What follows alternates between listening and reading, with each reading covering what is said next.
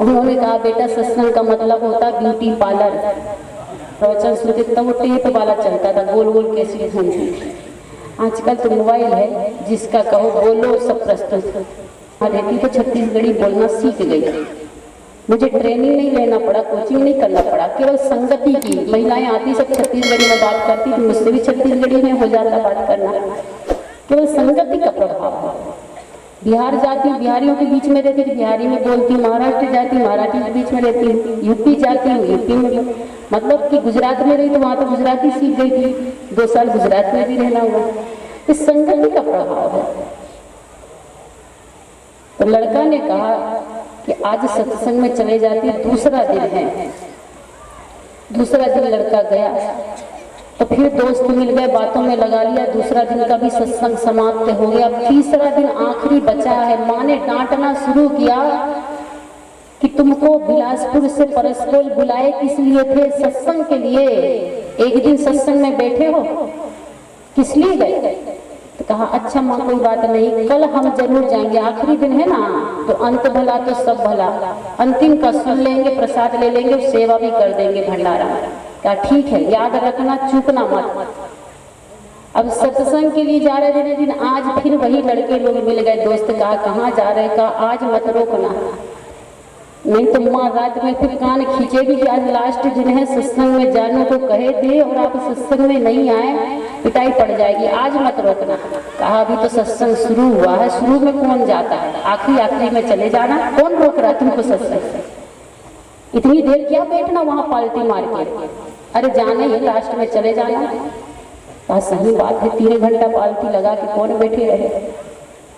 आसन लगा के आखिरी में जाके सुन लेंगे। अब जब आखिरी हुआ, जाने का हुआ, तो जाते जाते समापन हो गया, प्रसाद बटना शुरू हो गया। अब तो लड़का को पसीना आ गया कि माँ पूछ लेगी सत्संग में क्या सुना। अगर झूठ बोल भी दे हम कि सत्संग में गए थे, तो ये प्रश्न दूसरा हो जाए कि क्या सुना, तो क्या बताएंगे? कुछ आंसर भी तो कुछ सुना होगा तब तो बताएंगे कि महात्मा जी हमको ये दृष्टांत कहानी सुनाए थे। कौन कहानी बताएंगे? लड़का को बड़ी टेंशन हो गई, अब क्या करें? जल्दी जल्दी पंडाल के अंदर गया तो देखा कि महात्मा जी प्रवचन करके उठ के जा रहे थे आसन में। लड़का ने कहा बाबा रुकिए रुकिए रुकिए। कहा आप ही प्रवचन सुना रहे थे? कहा जी हाँ कहो। अच्छा बताइए, हमको टाइम हमारे पास भी नहीं है, आपके पास भी। सत्संग का मतलब क्या होता है? शॉर्ट एंड स्वीट, जल्दी में आंसर दे दीजिए। बाबा भी बड़े समझदार थे। उन्होंने कहा बेटा सत्संग का मतलब होता ब्यूटी पार्लर। अब बोलकर महात्मा जी गाड़ी में बैठे अपने आसन में चले गए। लड़का ने कहा बात गड़बड़ हो गई। अगर माँ को बोल दें कि हमको आज महात्मा जी ने सुनाए सत्संग में कि सत्संग का मतलब ब्यूटी पार्लर, तो गड़बड़ हो जाएगा। माँ तो तब हमको कहेगी कि बात बना रहे हो, तुम झूठ बोल रहे हो, यानी कि तुम सत्संग सुने ही नहीं। बाबा से पूछ ही लेना चाहिए, कुछ खुल के व्याख्या पूछ लेना चाहिए। पीछे पीछे आसन पता लगाया कि महात्मा जी किसके घर थे। महात्मा जी अपनी चौकी में बैठे थे। लड़का खड़ा हो गया सामने, कहा बाबा हमने तो सुने थे तुम बड़े विद्वान हो, बड़े ज्ञानी हो, इतने बड़े आप सत्संग सुनाने वाले महात्मा हमारे गांव परसपुल में आए हैं, लेकिन हमको आपकी उत्तर से लगता नहीं कि आप बड़े विद्वान हो, बड़े ज्ञानी हो। कहा क्या उत्तर? कहा आपने कहा कि सत्संग का मतलब ब्यूटी पार्लर होता है। क्या हम ब्यूटी पार्लर नहीं जानते? ब्यूटी पार्लर का मतलब होता है जहाँ पर जवान लड़का जवान लड़की, आजकल लड़कों का भी ब्यूटी पार्लर होता है, कहीं कहीं लिखा होता है जेंट्स ब्यूटी पार्लर। पहले लेडीज ब्यूटी पार्लर बस होता था महिलाओं का, क्योंकि महिलाएं सजने संवरने में आगे होती है। शादी में जाएगी, पार्टी में जाएगी, थोड़ा ब्यूटी पार्लर से एक चक्कर लगा के आ जाती, तब जाती। पहले शहर में होता था ये सब, अब तो गांव में भी ब्यूटी पार्लर खुल गए, क्योंकि सब सुंदर दिखना चाहते हैं। तो संत ने कहा कि नहीं, सत्संग का मतलब ब्यूटी पार्लर ही होता है।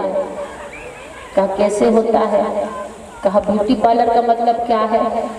कहा ब्यूटी पार्लर का मतलब जिसमें रूप को सजाया संवारा जाता है, लिपस्टिक से, पाउडर से, कौन कौन चीज से डेंटिंग पेंटिंग करके बिल्कुल चेहरा को कलरफुल किया जाता है। महात्मा ने कहा कि जो रूप को सजाया जाता है ब्यूटी पार्लर है, और एक है आध्यात्मिक ब्यूटी पार्लर, वो भौतिक ब्यूटी पार्लर, जहाँ भूत शरीर को, पंच तत्व का भौतिक शरीर इसको सजाया जाता है। और सत्संग भी एक आध्यात्मिक ब्यूटी पार्लर है, जहाँ पर रूप को नहीं, अंदर के स्वरूप को सजाया जाता है। और परमात्मा प्रभु सद्गुरु बाहर के रूप को नहीं देखता, वो अंदर के स्वरूप को देखता है। और जिसका अंदर का स्वरूप अच्छा हो जाता है, परमात्मा का साक्षात्कार उसी को होता है। ये दुनिया के लोग तो धोखे में है कि बाहर के रूप से लोग प्रभावित होंगे, बाहर के रूप से लोग आकर्षित होंगे, हमारा रूप ठीक होना चाहिए। ठीक है, थोड़ा ठीक कर लीजिए, ठीक ठाक रहना अच्छी बात है, लेकिन ज्यादा हमारा ठीक अंदर का स्वरूप होना चाहिए। सबरी किस ब्यूटी पार्लर में गई थी कि वो पूजनी हो गई? मीरा किस ब्यूटी पार्लर में गई थी कि वो पूजनी हो गई? कि कभी ब्यूटी पार्लर का दर्शन नहीं किए थे तो आईने में अपना चेहरा भी नहीं देखती थी, जब देखती थी तो प्रभु परमात्मा का दर्शन ही करती थी, बस वही उनका रूप था। ये अंदर का स्वरूप, अंदर का हृदय अच्छा होना चाहिए। एक भजन में गाया जाता गायत्री परिवार में, तुमने आंगन नहीं बुहारा, तुमने आंगन नहीं बुहारा, कैसे आएंगे भगवान, कैसे आएंगे भगवान। सही बात है। कौन सा आंगन? सुबह झाड़ू लेके झाड़ते हुआ ना, हृदय रूपी आंगन में प्रभु का, परमात्मा का साक्षात्कार होता है। ये आंगन हमारा साफ होना चाहिए। इसमें कलमस कसाय की जो गंदगी लगी हुई है, हर कोठी में, हर हृदय के हर कोने में जो काम क्रोध लोभ मोह के विकार, ईर्ष्या जलन राग द्वेष निंदा चुगली का जो कचरा लगा हुआ है, कचरा को निकाल के फेंक दीजिए। और कि कचरा कैसे फेंकेगा? जब हमें सद्गुरु का ज्ञान मिलेगा। ज्ञान रूपी झाड़ू लेकर विकार रूपी कचरा को रोज झाड़ झाड़ के बाहर फेंक दिया करो, रोज झाड़ा करो, डेली, एक दिन नहीं। ऐसा तो नहीं कि घर को आज झाड़ लिए तो फिर एक हफ्ता बाद झाड़ेंगे, नहीं, ऐसा नहीं करते। डेली सुबह उठते हैं तो सबसे पहले झाड़ू लेके महिलाएं देखो अपना आंगन द्वार घर झाड़ती हैं, क्योंकि डेली कचरा आ जाता है। ऐसे मन में भी डेली कचरा आ जाता है, क्योंकि हम देखते हैं, सुनते हैं, देखने से, सुनने से, पांचों ज्ञान इंद्रियों से झरोका है, इन झरोकों से खुले हुए हैं दरवाजा, कचरा तो आ ही जाता विकारों का, विकारी का कचरा आ जाता है। इसलिए संत कहते हैं कि आंगन को झाड़ के रखो। सबरी ने, मीरा ने, अनसुईया ने, सती सावित्री देवियों ने अपने अंदर के विकारों को झाड़ पोंछ के साफ कर लिया था, इसलिए वो फेमस हो गई। और जो चेहरे को सजाने के चक्कर में रही, वो फेमस तो हुई, लेकिन दूसरे तरीके से। उन लोगों का कहीं मंदिर नहीं होता। आप लोगों ने सुना कहीं माधुरी दीक्षित का कोई मंदिर हो, श्रीदेवी को कोई आरती लगाता हो, कैटरीना कैफ को कोई अगरबत्ती दिखाता हो, रेखा को कोई नारियल चढ़ाता हो? नहीं ना। क्यों? इनका रूप सुंदर है पर अंदर का स्वरूप सुंदर नहीं है। देवी देवता का रूप चाहे काला हो, कृष्ण भगवान काले हैं, सांवले हैं, लेकिन इनका कर्म, इनका अंदर का स्वरूप साफ है, निर्मल है, दर्पण की तरह, जल की तरह। इसीलिए इनको जीवन में, संसार में लोग पूजनीय मानते हैं। बुद्ध, महावीर, कबीर, तुलसी, नानक, राम, कृष्ण, जितने भी देवी देवता संसार में हुए, इनका रूप तो पता नहीं कैसा था। ये किसी को पता है? किसी को पता नहीं। क्यों? और किसी किसी को पता होगा तो वो असली रूप नहीं है, नकली रूप। किसी किसी के यहाँ मान लो राम की फोटो होगी ना, तो आपको एक बात बता देती, थोड़ा बुरा मत मानना, सच्चाई है, क्योंकि सच बोलने में मुझे थोड़ा थोड़ा कभी डर लगता है, क्योंकि बहुत लोग नाराज भी हो जाते हैं। लेकिन क्या कहूँ, मुझे सच बोले बिना रहा भी नहीं जाता, इसलिए बोल देती। नाराज हो गए तो क्या करोगे? अगले साल नहीं बुलाओगे, फिर कभी नहीं बुलाओगे, इससे ज्यादा वो क्या कर सकती है? इससे ज्यादा तो मेरा कुछ बिगाड़ नहीं सकते। और थोड़ी सी दो चार गाली दे देंगे कि ऐसी है वैसी, बस बात खत्म ना।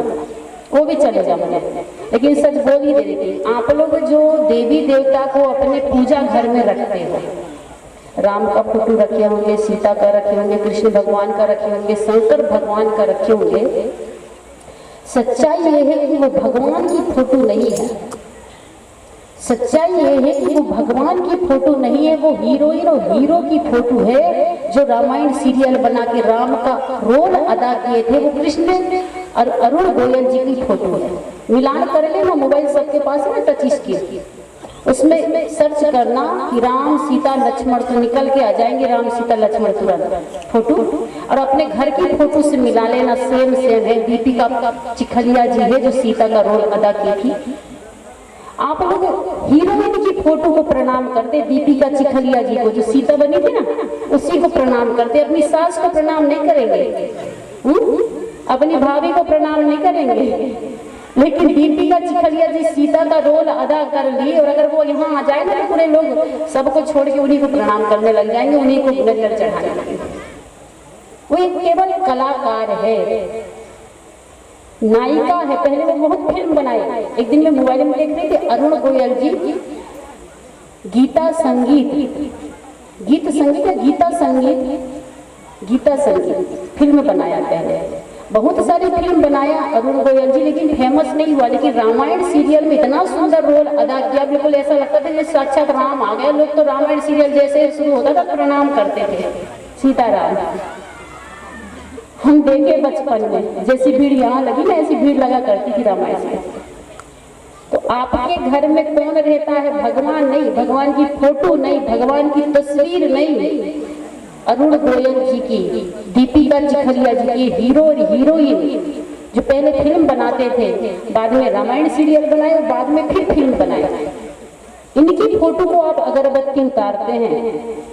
नहीं तो मिलान कर लीजिएगा, अगर गलत लगे तो मुझे फोन कर देना, मेरा नंबर ले लेना, क्योंकि मुझे भी नहीं पता था। एक दिन मैं ऐसे देख रही थी, जिस कमरा में रुकी थी फोटो लगी थी राम सीता लक्ष्मण की।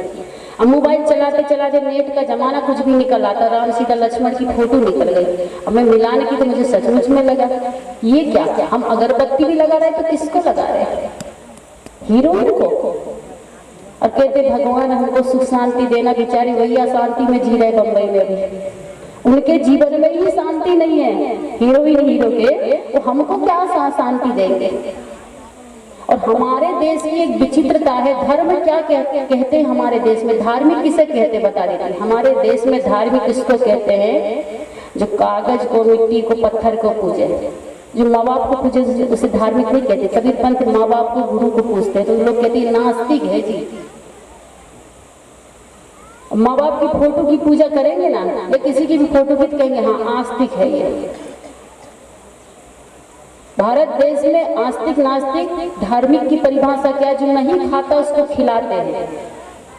मंदिर में देवी देवता नहीं खाते। एक दिन मैं मोबाइल चला रही थी, मोबाइल में भी चलाती हूँ लेकिन अच्छी अच्छी चीज सर्च करती, उसमें देख रही थी डायरेक्ट लाइव किसका देख रही थी? तिरुपति बालाजी मंदिर, भारत का फेमस मंदिर है तिरुपति बालाजी। फेमस इसलिए नहीं कि भगवान वहां पर चमत्कार करते, फेमस इसलिए है कि भारत का सबसे अमीर मंदिर है, करोड़ों अरबों रुपया है, जिसको पैसे की जरूरत वहां से ले आइएगा, बहुत पैसा है वहां, इसलिए वो फेमस है। और ये पैसा कौन देता? भगवान नहीं देता। आप लोग जाते हैं ना, वो दान पेटी रखी हुई है और दान पेटी में डाल के आते 500। एक तरफ तो कहते भगवान देता है, दूसरी तरफ से हम भगवान को देते हैं। भगवान पैसा को करेगा क्या? ना उसको बाल कटवाना है, ना जूता खरीदना, ना कपड़ा सिलवाना। 500 रुपया 1000 देने के बाद फिर उससे मांगता है। वहीं का मैं लाइव देख रही थी कि बालाजी तिरुपति मंदिर में रोज 56 प्रकार का भोग भगवान को लगता है। हमारे देश में भगवान को भोग लगता है, जो नहीं खाता उसको खिलाते हैं, और खाने वाले को नहीं खिलाएंगे। सास को भोजन 56 प्रकार का बना के कभी कोई नहीं खिलाएगा, माँ को बाप को कोई नहीं खिलाएगा। भात सब्जी रख दिए, खाओ चाहे भूखे रहो। और जो नहीं खाता उसको सोचते हैं अच्छा सा खिला दे। 56 प्रकार का भोग का लाइव दिखा रहे थे, डायरेक्ट प्रसारण। अब मैं मोबाइल में देख रही थी, सामने 56 भोग लगा हुआ था, प्लेट में 56 प्रकार की मिठाई पकवान रखा हुआ था। पंडित जी लोग जो थे वो भगवान को भोग लगा रहे थे, उठा के खिला नहीं रहे थे, सिर्फ भगवान को दिखा रहे थे, देखिए आपके लिए 56 प्रकार का आज इसके तरफ से, कल इसके तरफ से आया। उसके बाद में पर्दा गिर गया तो हम सोचे कि भगवान खाने में बिजी हो गए, इसीलिए पर्दा गिरा के खा रहे हैं, क्योंकि भोजन एकांत में ही होना चाहिए, सबके बीच में नहीं होना चाहिए, घर में हो तो। और मन में सोचे हम कि भगवान का पेट तो अभी तक नजर नहीं आ रहा था, लेकिन जब ये 56 प्रकार की प्लेट का भोजन जाएगा, पकवान जाएगा, तो पेट तो फूल जाएगा। थोड़ी देर बाद पर्दा उठा, लेकिन देखिए कि भगवान का पेट जैसे पहले था वैसे बाद में भी है, प्लेट वहां से साफ है, लेकिन पंडित जी का पेट फूल के इतना बड़ा हो गया था। किसका? तो खाता कौन है? जो आप पैसा चढ़ाते, भगवान कभी यूज नहीं करते, उपयोग नहीं करते, कभी नहीं।